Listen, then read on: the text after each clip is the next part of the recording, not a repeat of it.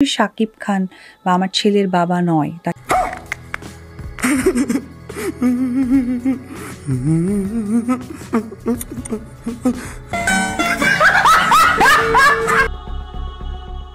এবার একটি টকশোতে অপু বিশ্বাসের বিস্ফোরণ বক্তব্য, আলোচনা ও সমালোচনা সোশ্যাল মিডিয়ায় রীতিমতো ভাইরাল।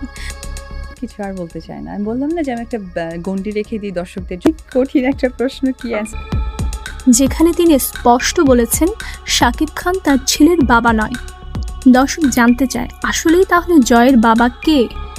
আমি ক্যামেরার সামনে অনেক মিথ্যে বলেছি কিছু কিছু জিনিসের কারণে, যেমন শাকিব খান বা আমার ছেলের বাবা নয়। তাকে এই প্রশ্নের উত্তর জানতে চাইলে কিছু না বলে এড়িয়ে যাচ্ছেন তিনি। কিন্তু কেন? অনেক প্রশ্ন থেকে যায়।